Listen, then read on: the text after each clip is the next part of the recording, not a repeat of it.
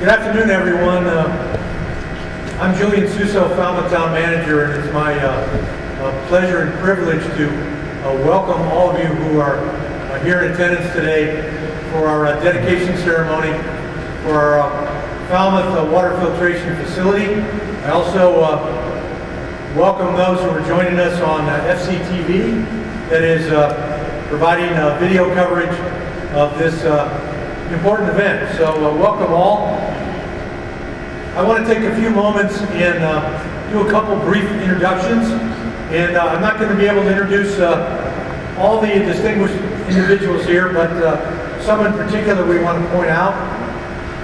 I want to note and some of these individuals will be making a few comments as well.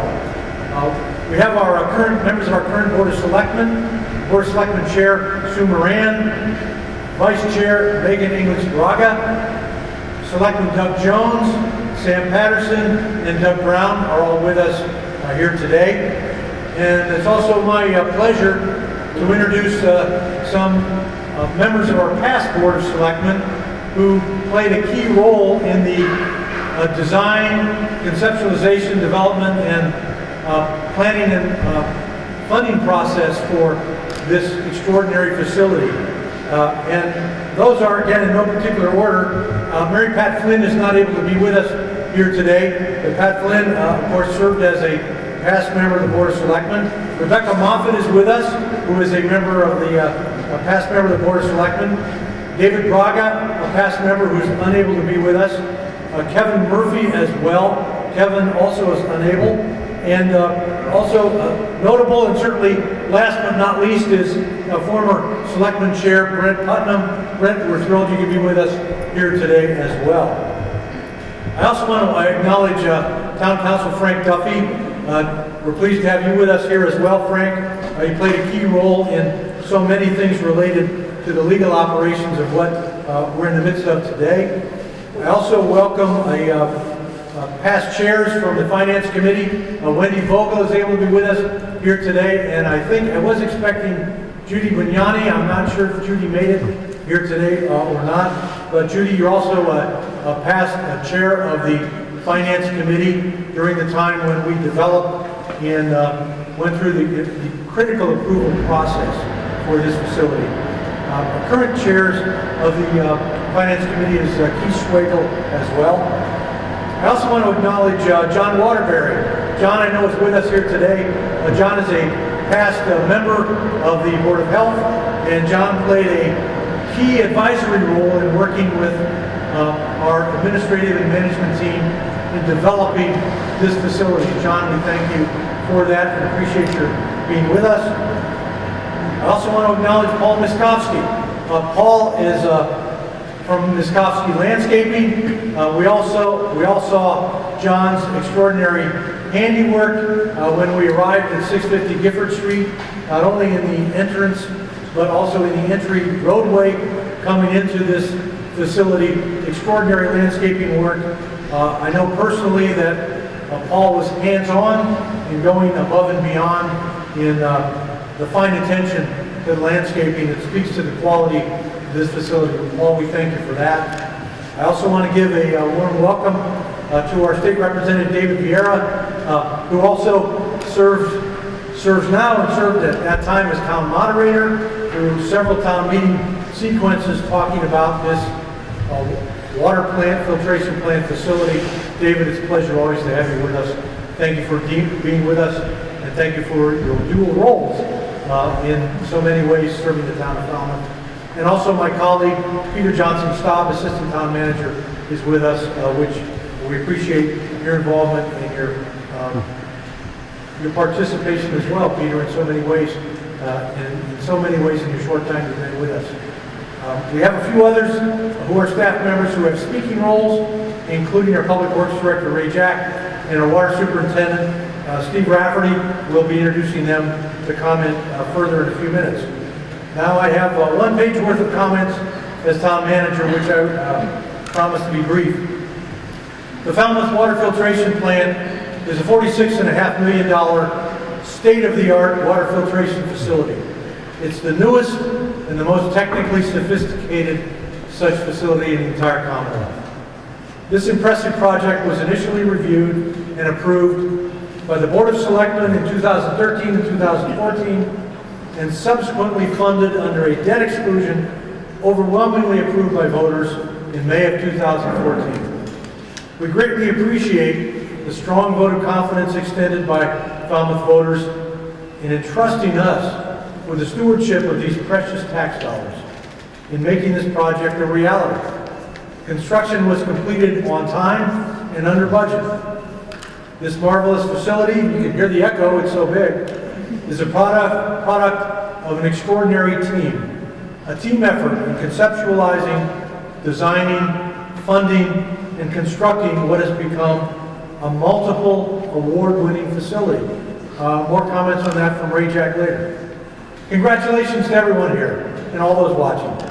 The Falmouth Water Filtration Facilities is a gift and a legacy from the present generation of Falmouth residents to those generations yet to come. The gift is pristine, healthful drinking water delivered cost-effectively to serve the quality of life for all those in Falmouth. I want to thank all present members of the Board of Selectmen for their leadership and their support, as well as those members of past boards of selectmen whose names were recognized in my remarks. We're extremely gratified that this fundamental element of Falmouth's infrastructure was achieved on your watch. It is now my privilege as town manager to introduce Board of Selectmen Chair Sue Moran for some comments on behalf of the board. Sue? Thank you, Julian. Hello, everyone. I have to say this is one of the warmest and most fun events I've been to, and I'm sure for all of the board. We attend a lot of ceremonies, a lot of celebrations, but there really hasn't been one of late where just about everyone in the room has given a piece of expertise, done some foundational work, helped with the financing, helped with the community outreach. I was speaking with Ray Jack earlier and, complimenting him on, the recent projects on time and budget, complicated chemistries involved, huge equipment. That's a tremendous feat. And the engineers, the architects, everyone, as Julian mentioned, you'll hear about the awards later. But he was actually complimenting everyone in the room, including the Board of Selectmen. He really said that we couldn't have done this without your board's support and, the board that initially started it. And this really continues to this day. Not only, as Julian mentioned, is this a state-of-the-art, very healthy facility that's going to be foundationally beneficial, important going forward for all the folks in Falmouth. It was done, with a bit of an eye. Doug Brown just mentioned it, the rounded windows kind of give it, a little bit of just a nice architectural effect. When we drove in, I think we all saw in fact, you'll see it in the program. There's a long-run entrance lamp that doubled as a horse wading trough. So as historical elements were found, they were included.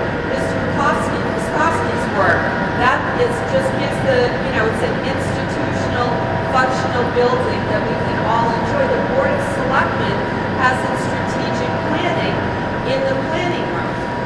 Then when you arrive here, the guys who are working and engineers doing their jobs, they're giving the tours, huge proud smiles on their face.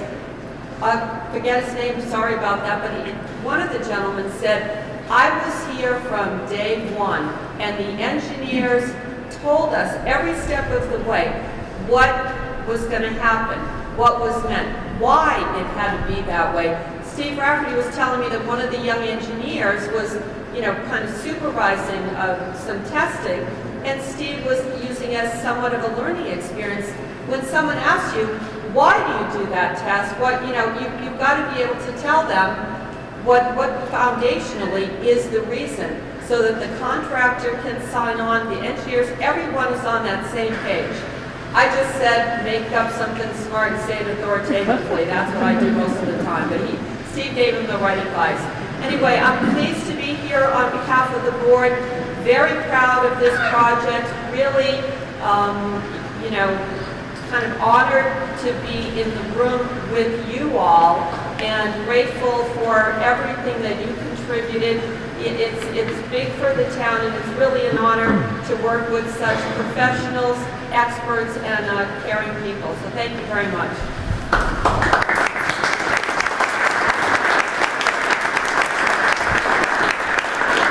Thank you, Sue. I'm delighted now to introduce Public Works Director Ray Jack. He's going to talk a little bit about project concept and design, and introduce Representative of Tate and Howard, the design engineers. Ray? Thank you. Oh my, there are people here. Yes, this is nice. Hopefully everyone is able to hear me. We don't have microphones available, but I think that I can project myself fairly well. I prepared a speech. It's under here. It's about 16 pounds, but if I read that, I think you're expecting to get out of here before midnight. Julian specifically said, no, Ray, you can't keep talking. You have to be brief. So anyway, I'm going to talk a little bit about concept and design.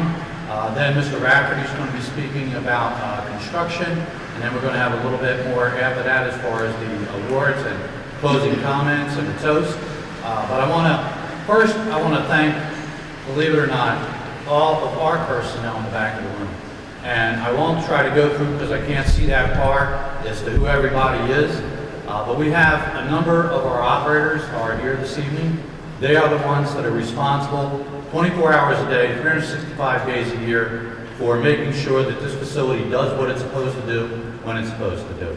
We also have our operations personnel. You figure that the plant operators handle the plant, but then that water's got to traverse over 400 miles of main and elevated storage tanks in order to get to you at home. So we have a very dedicated crew of individuals that have been here for many, many years, for the most part, and my hat is off to all of them for everything that they do.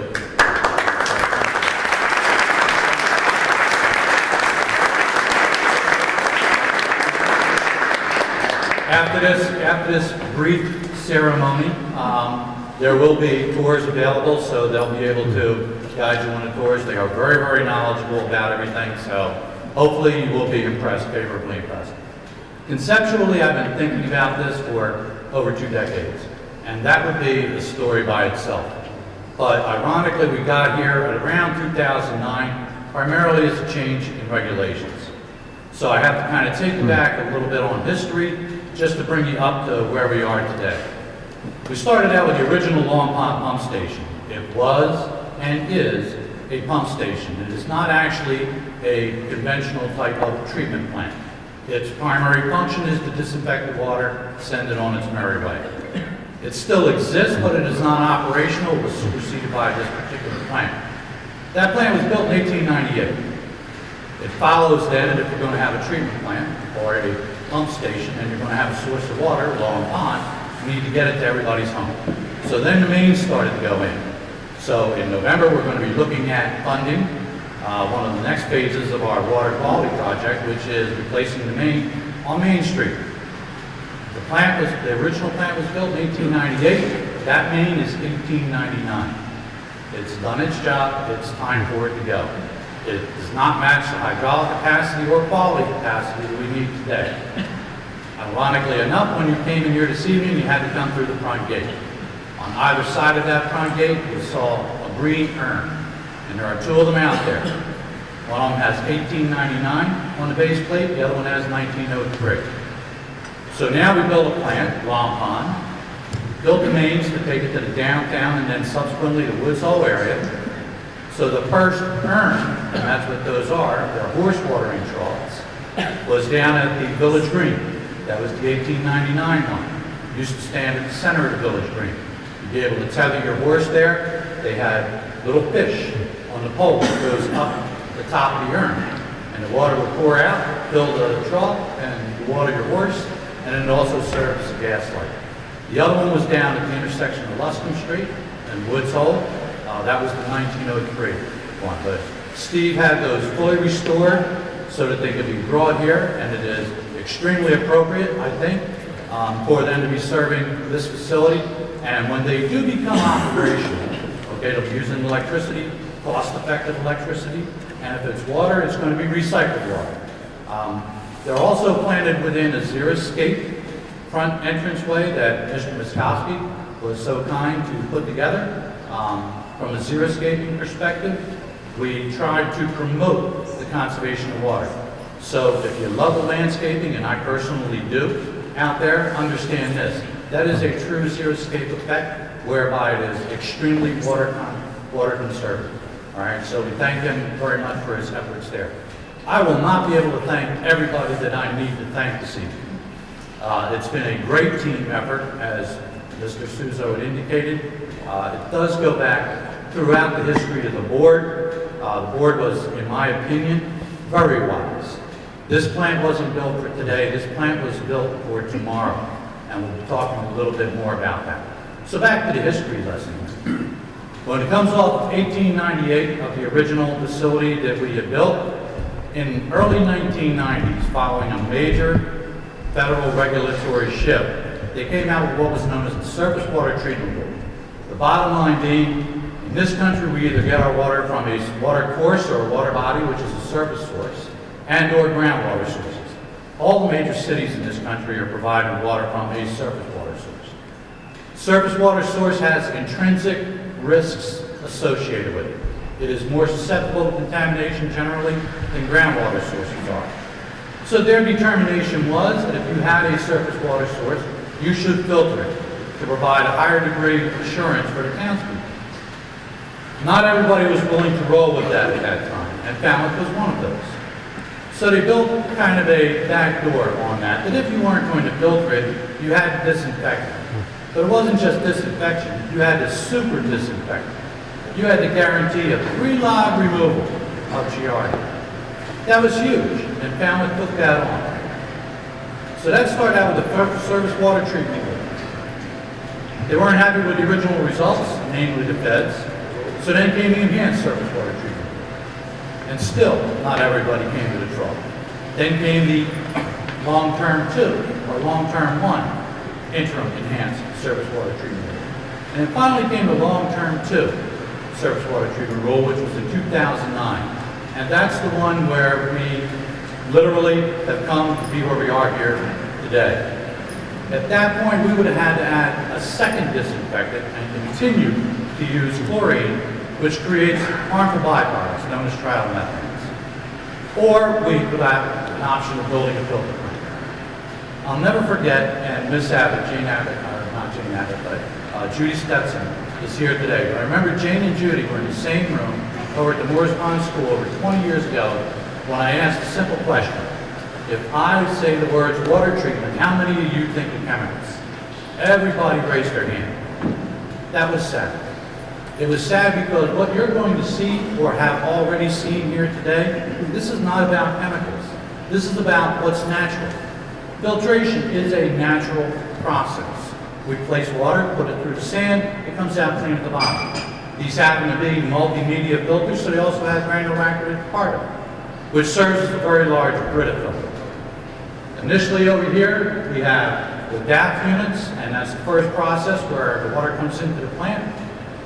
So we inject a chemical there to facilitate a process, namely that the particles will adsorb to themselves. They will coagulate. And then because the primary problem that we have with Long Pond is algae, algae wants to float. Conventional coagulation wants to take it down to the bottom. So then we supersaturate over there, make it do what it wants to do naturally, which is float. Hence, you can see the result of pure and pristine natural water in the first tanks over here. Then beyond that, we have ozone. Ozone is as natural as it gets. That's what we have in the atmosphere that everyone says what's happening to the ozone layer. Here, we create it on site. We take oxygen as O2, and we convert it into O3, which is highly reactive, highly unstable. Those processes happen to be very natural processes that ultimately deliver the water that you want and you need. So that's what kind of brought us to where we are. So conceptually, we started going in the process of having a feasibility study, looked at a number of different treatment options. Many of them were just chemical in nature. Then we would go to the Board of Selectmen. Board of Selectmen ultimately approved the design for this particular facility. Please understand, that's not an easy decision for them to arrive at. Why? This was the most expensive option. It was $46.5 million. There were a number of alternatives that they could have saved money on. The end result would not have been a legacy for the future. So what you have today wasn't built to solve a particular problem today, but it was built to solve most and or all of the problems that we could encounter tomorrow. So this plant can not only handle it through the processes that it presently has, but it was built to be able to be accommodating for any of the future contaminants concerned that may come down the road. So we're very, very proud of that. From a design perspective, it took 2 years to design this plant. And it was a cooperative arrangement with Kate Howard and CH2, who were the design engineers. Paul Howard is here this evening. He is the president of Kate Howard. Patrick O'Neill is vice president. Ryan is our project manager. Those were the key persons who were working throughout the design process. I think that team effort in design included John Waterbury as well as Mr. Rafferty, although Mr. Rafferty wasn't the superintendent at the time. He was also on the Board of Health. With his background, Mr. Waterbury's background, he's a microbiologist by trade, so to speak, and it brought a heck of a lot to the table as far as being able to go through all the various processes, try to minimize what chemicals would have to be utilized, and maximize the more natural treatment elements of the process. Beyond that, we went into construction, and I know that I'll be having Steve speak about that. I'm not sure who I'm going to be able to remember and or not remember during the course of this dedication. So if I don't remember everybody, please forgive me. But I would also mention that doing construction was the general contractor for the project. Joe Barbone, who is the owner of the doing, is here with us this evening. So we're very proud that he took the time to come down. Matt is also here. Greg was not able to make it. But Matt was the project manager. The project superintendent was Neil. Neil is also here, and Neil would have to correct me if I'm wrong, but I think he's chosen to make the cave his home as well. So after the plant was built, him and his wife opted to stay here. I will also be remiss at this point, and I would ask that you bear with me a little bit, but my wife is here as well as my sister. And as much as we've taken different routes in life, my sister just flew in.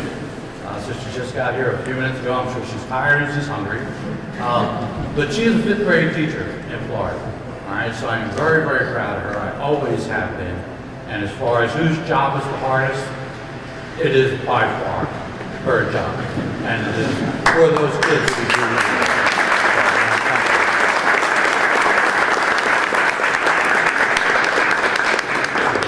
Another couple of things before I forget. On the wall back there is a piece of marble with some gauges on it. That came from the original Long Pond facility. Those were the gauges for the steam engines. So that gives you an idea of just how far we've come today. Also, before I forget, over here on one of the effluent troughs, effluent weirs for the DAP plant, Mr. Rafferty, and I thought this was outstanding, given that the original facility was built in 1898, acquired an 1898 silver dollar. And it is planted into the concrete over there. So you have to, someone would have to show you where it is. But for many who don't know, on the masted ships, the sailing vessels that had masts and sails, under the mast, they would place coins under the mast for good luck for the ship. And that Steve thought of something like that was absolutely remarkable to me. So, without further ado, I would turn it back to Joanne, and hopefully Steve will be able to talk. And I don't know if Pat wanted to talk about design a little bit. Yes, he does. You're welcome. Mr. O'Neill is Vice President for Tate and Howard, and he was responsible for the design of the facility.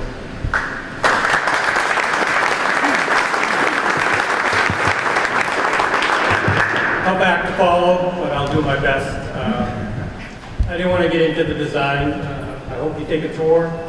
This facility is state-of-the-art. Tate and Howard is honored to be part of the team that brought this project forward to what you see today, and it's, from what I hear, serving the public well. The consumers are noticing the benefits of the water. That's what it's all about. We'd like to thank the town, boards of selectmen through various phases, Mr. Suso, Mr. Jack, for selecting Tate and Howard to bring this project forward. We couldn't be happier with the whole team. Mr. Jack, I have to give him a lot of credit. 2 decades he's been working to move this plant to where it is. He stuck with it. I thank him for that. Hope you thank him too. We'd like to thank Mr. Rafferty in his dual roles during the project. Initially as a consultant during design, his expertise was invaluable during that phase, design, and also construction, his input. His daily work with Ryan Nealon, our project manager, Phil McCullen, our field engineers, and doing construction. He brought a lot to the table, and it shows in what's here. And I'd like to thank Methua Construction. We can only do so much on paper. Somebody's got to build it. And they did a fine job, on time, under budget. You don't hear that every day in facilities this size. A lot of credit to Matt, Greg, Neil, his team, subcontractors. They did a fine job. I think you could see it every corner of the plant that you might walk to. It's a great facility. It will serve the community for decades to come. And we are very proud to be part of that, and we thank you for that.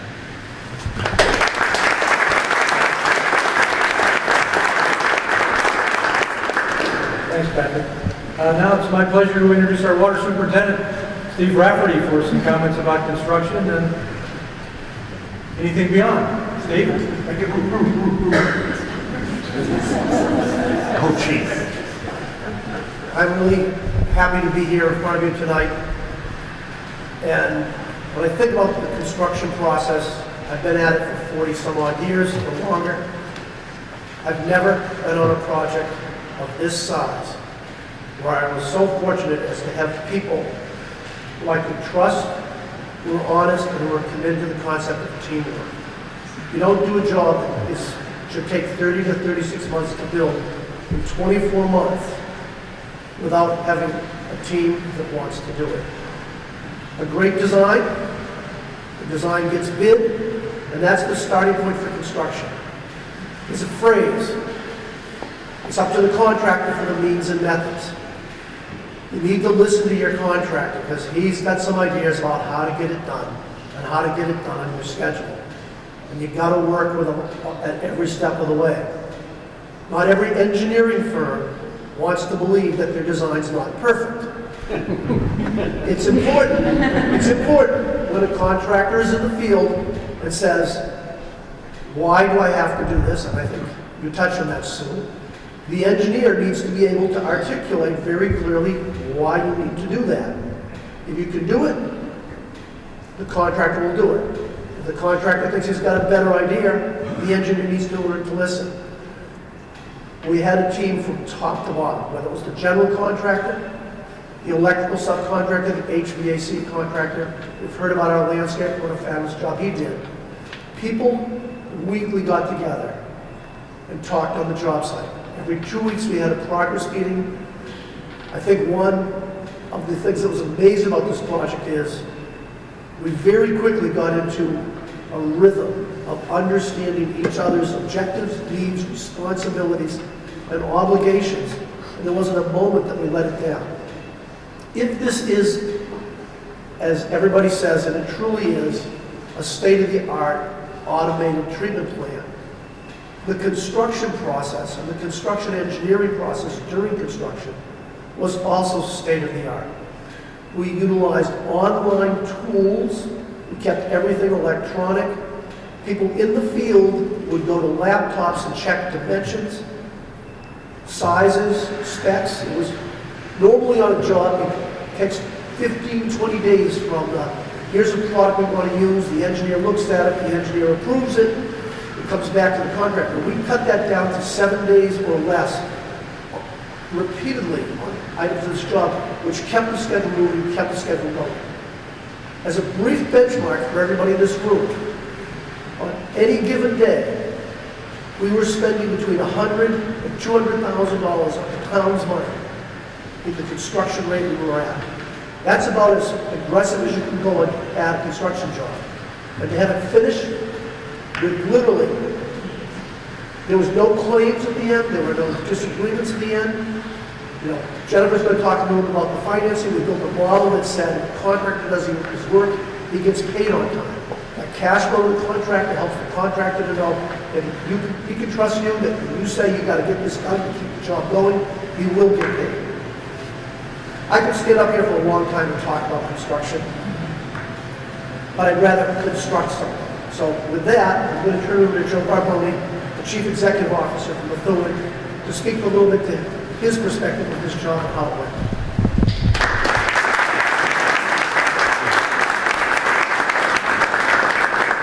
Thank you very much, Steve. So, as Steve said, my name is Joe Barboni. I'm the President and CEO of Methuen Construction, and we were extremely proud to be involved in this project. I know at the very beginning, I had a meeting with Ray Jack. He called me into his office. It was before construction even started, before we had a pre-construction conference.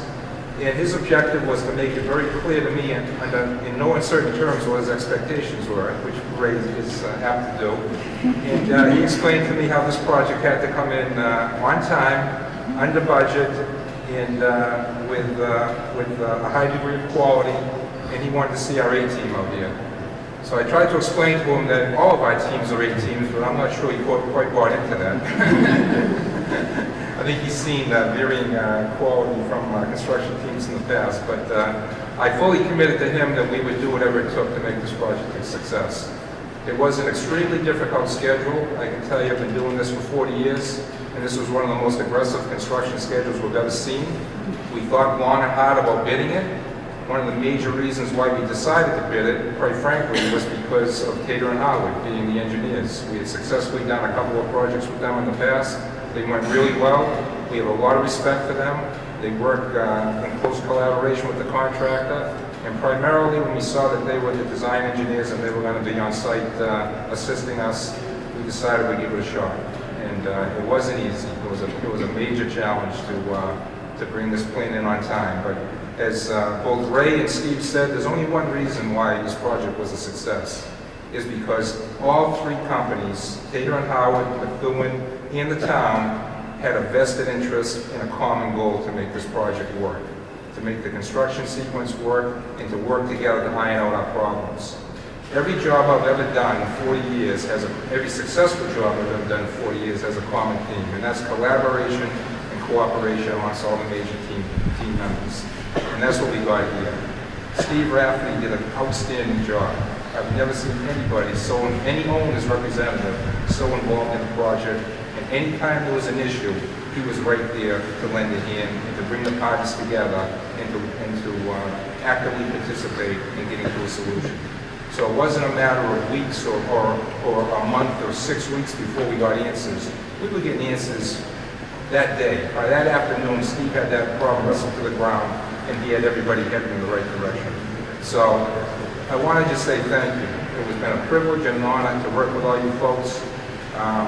Steve mentioned my team. We have a tremendous team. Greg Galbraith, our project executive, is tied up on another job. He had a conflict. He couldn't come tonight.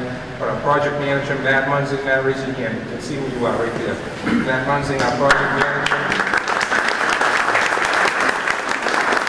He was instrumental. He was tremendous. And Neil Bodge, Neil, our project superintendent, was Neil. Neil, stand up now.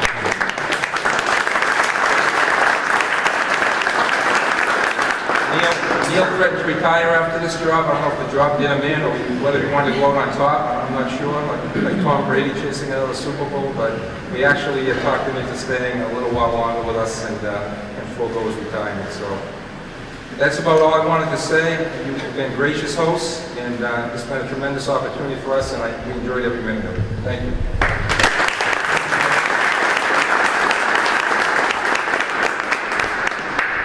Now it's my pleasure to introduce our Finance Director, Jennifer Petit, for some remarks on project financing. Jennifer? Thank you. I'll keep my comments brief. The plan for financing this major capital project started back in 2013. It was $46.5 million. It was financed through the Clean Water Trust with 2% financing, and also the town received $3.5 million in principal forgiveness. And due to the fiscal policy voted by the Board of Selectmen, the project financing was structured in such a way to remain affordable to the taxpayers of Falmouth. I would like to thank the Board of Selectmen, Town Manager Julian Suso, and Assistant Town Manager Peter Johnson-Staub, and the whole Finance Department, particularly Vicki Rose, Patty O'Connell, Tricia Vermulli, Ann Bastille, and Melanie Bush, for their leadership and support from issuing, and you have to think about this, we're out here, we're building this project, there's a lot going back on at Town Hall to make sure the money's coming in, the money's going out. As Steve said, it was $100,000 a day. So from issuing the bonds with the Board of Selectmen to shuffling the paper around in Town Hall and making sure that we had an internal process that the revenue came in and we were able to pay the vendors on time was a feat in and of itself, but it did work and it worked well. I'd also like to thank my colleagues Ray Jack and Steve Rafferty for their knowledge and expertise throughout this process. And last but not least, the Finance Committee who recommended the project to town meeting. I really am honored to be just a small part of this project, so thank you.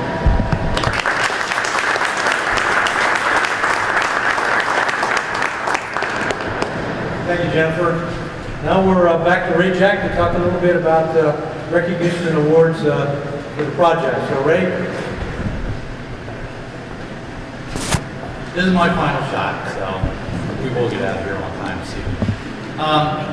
As it was mentioned earlier, this plant is very, very sophisticated. It's more than state-of-the-art. This was the first fully automated Class 4 treatment plant that was built in the Commonwealth, and quite frankly, I'm almost positive it was actually New England. So the plant is capable of actually thinking for itself at times, in that if certain processes aren't exactly where they should be, the plant will attempt to be able to compensate for that. So from a technological perspective, this plant was basically the first of its kind. It's a highly advanced SCADA system that controls it. That stands for Supervisory Control and Data Acquisition. The operators of the facility are intimately part and parcel of all that. So if during the evening hours when the plant would not be manned, any issue that may arise would be communicated to those operators, and they would actually be able to, many times, be able to respond even on a notebook, remotely, to be able to control not only the plant, but the entire water system is controlled on that system itself. So the plant, when it was built, actually before it was built, received its first award, which was the ENR award. That's the Engineering News Record. Nationally, whenever an engineering firm is going to size up a project and come up with a cost estimate, the Engineering News Record is what they have to go to, or what they do go to, in order to determine what those costs are going to be. So that's a nationally renowned firm there. And the project took the best in New England in two categories. One is best in New England for a water project and best in New England for an environmental project. Then came the Associated Builders and Contractors, and it received two awards there. One was a regional award for excellence in construction, and then quite uniquely it took a national award, which was given out in California, and Mr. Rafferty was able to represent the town fortuitously to receive that award in California. It is extremely rare that you see a local project receive a national award on any level. So it really speaks to the quality of the design and construction of this facility. And then lastly, there was the American Council of Engineering Companies, and that was for excellence in design.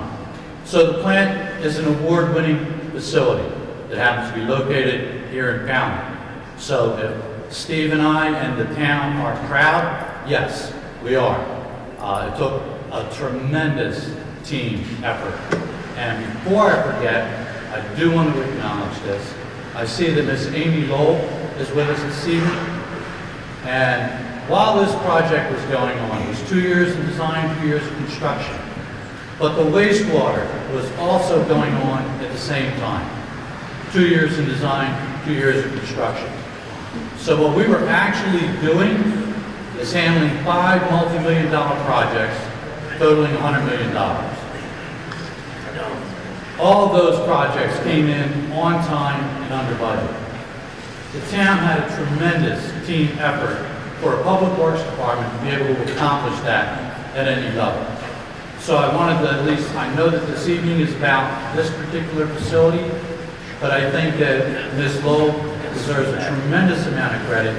Unfortunately, what she does, many of you do not see.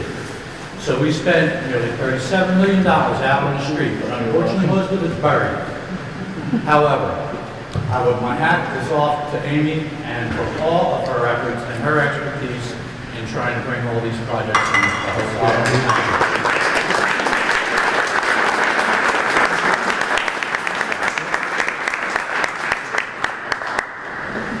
On the team side, as far as recognition, as our chairman, Ms. Moran, had already indicated earlier, I think probably the biggest accolades really go to the Board of Selectmen. What they do is often misunderstood, seldom fully appreciated for the decisions that they make. This was a vision of the town, of the selectmen for the future. It was part of their strategic planning effort. It is not often that you're actually able to sit in one of your efforts that came to fruition, but yet they were able to hold additional strategic meetings right here at this facility.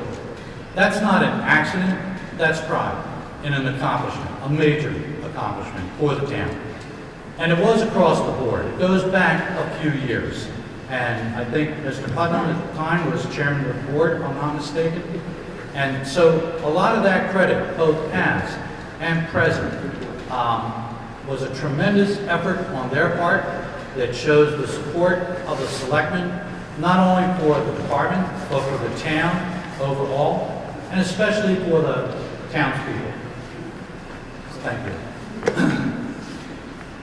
The townspeople themselves bought into this facility. This could not have happened if it didn't go to the ballot. And generally, everyone knows ballot questions are often fatal. So to ask the public to spend $46.5 million to build this facility was asking a lot. And understand that came at probably the most difficult economic time in this nation's history. So for where we are today and what it says for the town is huge. I don't know any other town that would fall into that category. So am I proud? Absolutely. I'm proud of all of our people. I'm proud of our selectmen. I am extremely proud of the townspeople. And this facility is yours. I think I would close with President Clinton said it best in 1996, that it's a fundamental promise that we owe our people is safe water. This plant was built for that purpose, for today, and for all the residents of the future. So I just want to thank you and know that this, for me, is a very, very proud moment. And if I'm not mistaken, it was a year ago today that they flipped the switch and started this facility. So it's already stood its test of time. But thank you. Thank you, Ray.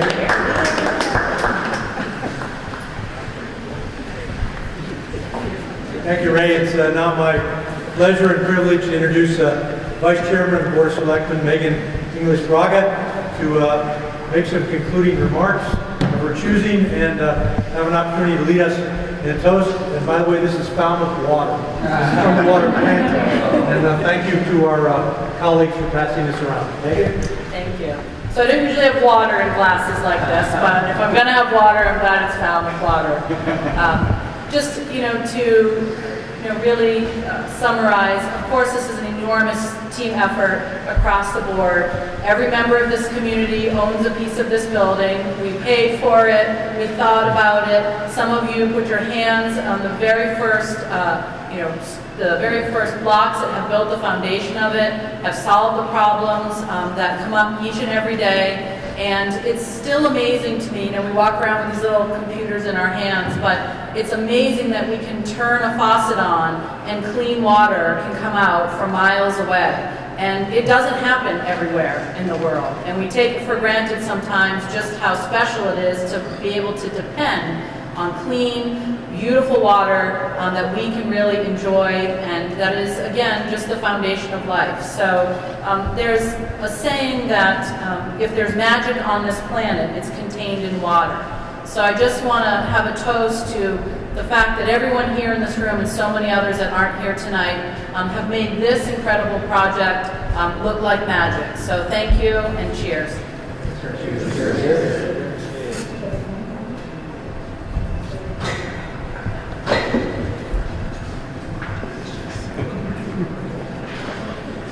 Thank you, Megan. Thank you to everyone assembled here. That concludes our formal dedication ceremony.